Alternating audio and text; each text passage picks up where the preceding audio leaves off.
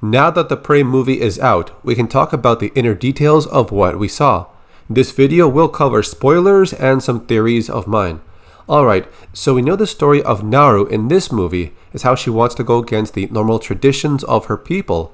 Women were not known to be hunters during this time period, but she wanted to learn how to hunt. She eventually picks up the skills required to become a hunter as the movie progresses and the story unfolds later on.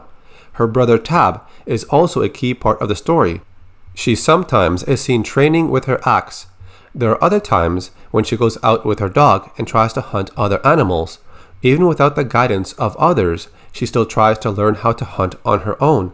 During one morning, Nara would see something in the sky. She perceives it as the legendary Thunderbird, but it's actually the Predator ship passing through. The feral Predator is introduced early into the movie. Its first appearance is when it's dropped by this area and its ship leaves. It then goes on to track, observe, and hunt other wildlife. It first encounters a snake, but that gets gutted fairly quickly. This reminds me of the cover to the novel Predator South China Sea. For now, the feral predator is mostly using its invisibility and wrist blades when it encounters something that is a threat.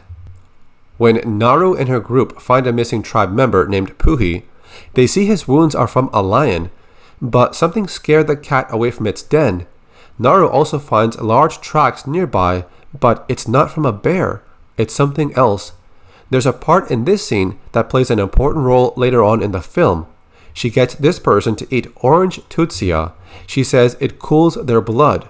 Since predators hunt by seeing our heat, you can see where this is going. If their blood is cool, they won't appear as warm bodies. Shortly after, the feral predator watches a wolf as it hunts. Then, the wolf would fight against the predator, but it too gets defeated and its spine, along with its skull, gets ripped out. Later on, the feral predator goes to a cave and cleans up the wolf skull to be mounted on his own body. Let's talk about the thermal vision of the feral predator in this movie. I was looking at the text you see on the right side, but it seems almost none of it matches the predator alphabet that we know. But I was able to figure out one letter. I'm not 100% accurate or sure on this one, but it does look like it could be the letter F.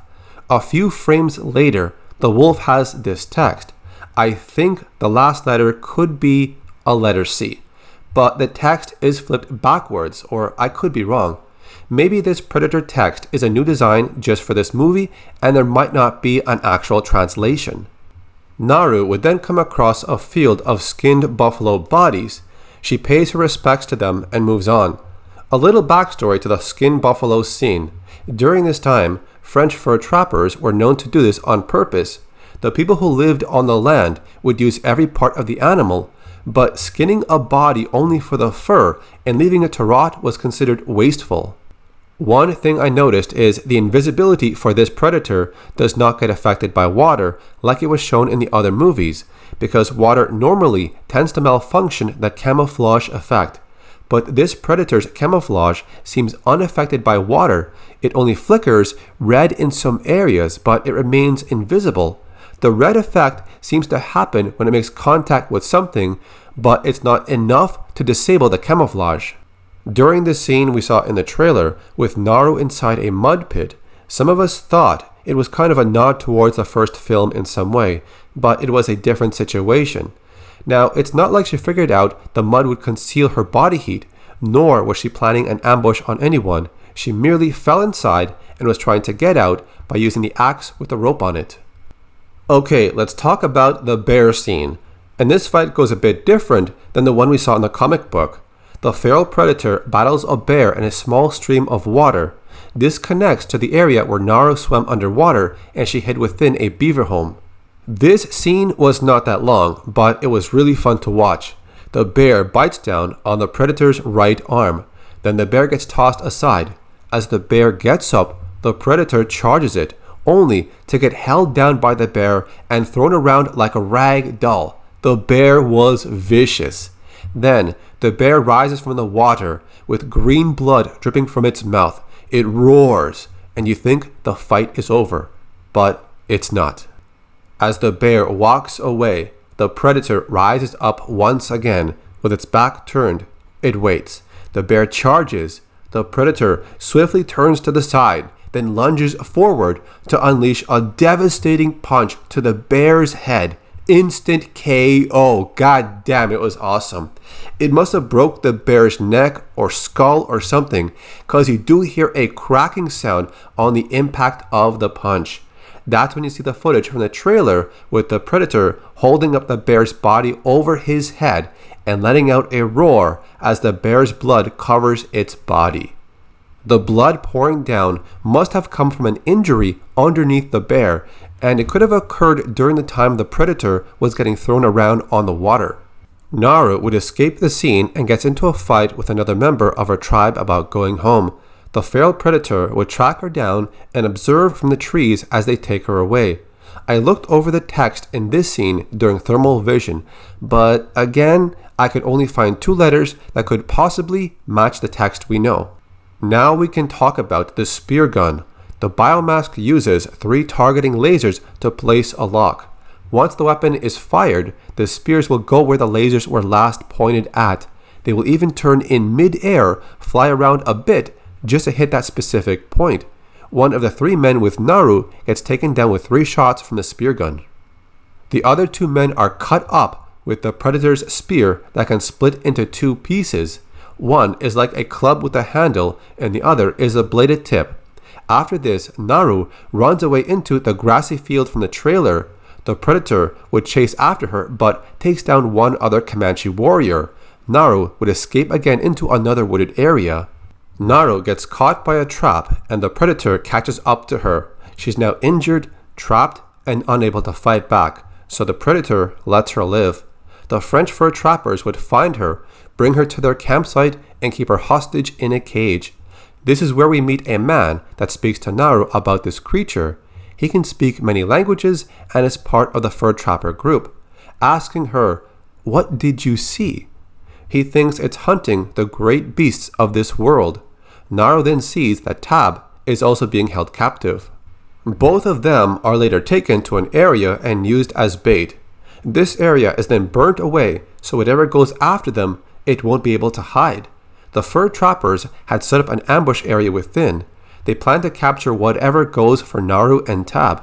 Some of the men overlooking from a hill get taken out and the horses run away. This area has ash being blown around from the wind, and as it keeps making contact with the predator's cloaking ability, it seems like it malfunctions from too much contact with the ash. Simply from the way it gets affected from the left side, which is where the wind is blowing the ash onto the predator. Naru and Tab are tied up to a tree, and they share a moment together as they reflect on their past. They try to come up with a plan to escape, but here's where Naru thinks this creature cannot be stopped. But Tab responds with that famous line from the first movie, "If it bleeds, we can kill it."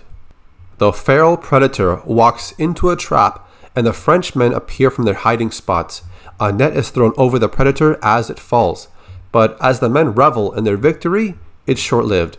The predator gets up, throwing them off him. We see it use a few new weapons here. The net gun, which is thrown by hand, is now attached to a device that expands and then retracts the net. We also see the small bladed weapon that unfolds. It wraps around the trap on its leg and cuts through it. It's later used as a throwing weapon.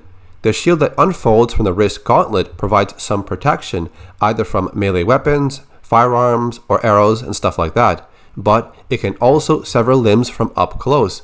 Another device unleashes floating objects. They then explode after a certain time. This entire battle scene is very entertaining, and it shows that this predator was not perfect. It walks into a trap and somehow doesn't see the men hiding. Perhaps the ash in the air had affected its vision mode, I don't know.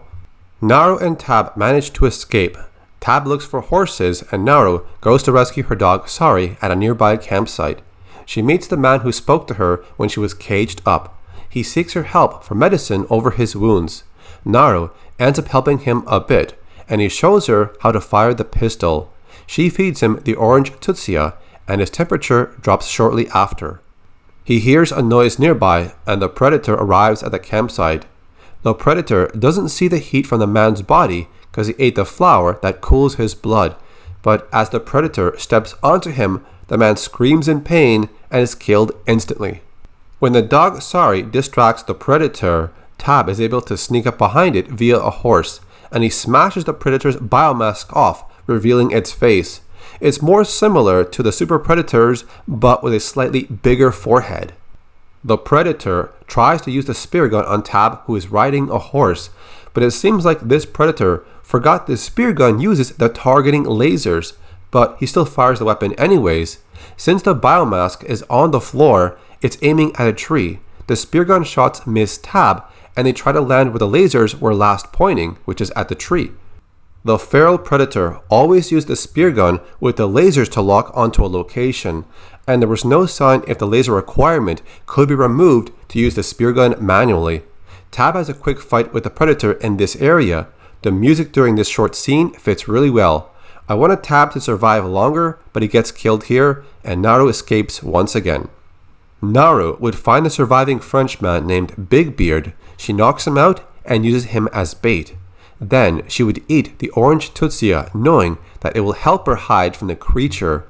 Big Beard gets killed off by the predator, and as the creature is admiring the severed head of the man, Naru pulls up her pistol and shoots it in the back of the head, knocking the biomask off its face.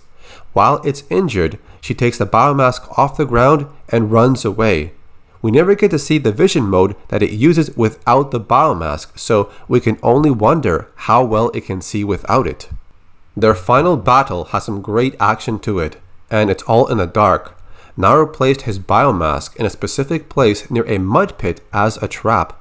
Their battle has a lot of movement and action. Now at one point, she lures it to slam its wrist blades into a tree. It appears stuck, so she tries to attack it with the spear weapon. The attack is blocked with the shield, but its right arm is cut off in the process. At the end of their fight, her dog appears to distract the hunter. She plunges her axe into its leg and slides under the creature, then jumps onto its shoulders and ties a rope around its neck. She jumps across the mud pit and pulls the rope, and the creature falls in. But it's not over. The predator rises from the mud, takes aim with its spear gun, and once again, maybe it forgot or doesn't realize the biomask lasers are used with the spear gun, but this time the biomask is right beside him and it's aiming at his head. He fires the weapon, but it changes trajectory in midair, misses Naru, then it comes back and goes through his own head, ending the battle once and for all. And that's how Naru defeats the feral predator in Prey. This is the second time this predator used the spear gun without the biomask on his face. Did he just forget that it needs the lasers to aim, or did he assume his stolen biomask was destroyed? Either way, it was a big risk to take until he noticed it in the end. We never got to see what vision mode the feral predator uses without its biomask, so we don't know how much it would rely on it. The flintlock pistol shows up again during the ending. This was the pistol given to Naru by that man in the campsite who spoke different languages. Naru hands over to someone in her tribe, and it reads Raphael Adolini, 1715. This is the same weapon that is seen at the end of Predator 2, when Greyback gives it to Harrigan after the city hunter is defeated. Right before Greyback hands over the pistol to Harrigan at the end of Predator 2, he says this to him, "Take it." That message and the pistol actually have some history behind it. This is where the story in Prey seems to not connect with the comic book of 1718, the story of Raphael Adolini, where he was a pirate that commanded a ship. He disapproved of his men stealing from the church, so his men turned against him. Raphael would fight against his men while Greyback Predator was watching them in the distance. At some point, Greyback makes himself known, and the two of them would fight side by side against the pirates. Near the end of the battle, Raphael gets shot in the back. The last pirate is defeated by the Predator, and as Raphael takes his last breath, he gives his pistol to the Predator while saying this, "Take it." Greyback would pay his respects to Raphael by leaving his own sword behind and taking the pistol with him. The offering of a weapon is a sign of respect towards another brave warrior. He then leaves on his ship and is not seen until the end of Predator 2 in the timeline of 1997. Now we have two origin stories of Raphael and his pistol. The comic book dates back to 1718, but he dies here and the pistol goes to Greyback Predator. In the Prey movie, which is in the year 1719, Raphael dies but gives the pistol to Naru. Either they don't know of the story in the comic book or they chose to ignore it completely. After the ending, the credits roll with cave-style paintings or carvings. It goes over some points in the story, but at the end, there's an extended scene. Naru and a few people would look into the sky and see more Predator ships arriving. This could lead into a sequel that continues the story of Naru. I was thinking that Greyback Predator would challenge Naru, he would win and take the pistol from her. Naru's story could end here if she dies. Or, if they might try something new, they would end the battle in a draw. I know this is an unlikely scenario, but it would be unexpected and not so predictable like all the other movies. Greyback could exchange items with Naru as she has proven to be a great warrior, and the Predators would leave to continue their hunt elsewhere. I really don't see a scenario where a group of Predators would wipe out the entire tribe as an act of revenge for losing one of their own, unless they are the dishonorable type, but I don't think so. Nothing was really linked to Billy Soul from the first movie. I was hoping Naru would be his ancestor or relative, considering the novel of Predator says that Native Americans had seen this creature before. Keep in mind that the novel was taken off a script version that was entirely different from the movie, so a lot of things do not match. But there is one scene where Billy has a vision where he connects with the hunter's mind. He's able to do this for the first time because he is a shaman with inherited psychic powers. This is what happens during this event. He was cast adrift in his tribe's collective memory, suffused with legends and ancient battles. He began to sway as he murmured an old Sioux chant, and though he could never have told what the words meant, he saw the image clearly. The legend described a Herculean adversary who had come from the meadow beyond the sky, a god creature of wrath, who had murdered half of Billy's people. This was all 100 generations ago, but the chant was very clear, as it repeated over and over, that the god creature would return again. Billy quaked with fear as the chant locked in his throat. He could feel the breath of the ancient marauder, and the recognition sent shockwaves of horror through his soul. But there's still a chance they could make a sequel and create a link between Billy and Naru's people. I think that would be a great way to connect to the first film, and hopefully they will make a story where the Predator finally survives in the movie. Now that covers the story of the feral predator in the movie Prey. If there's anything you can add to the conversation, please leave it in the comment section. Thank you so much for watching. I'll see you in the next video.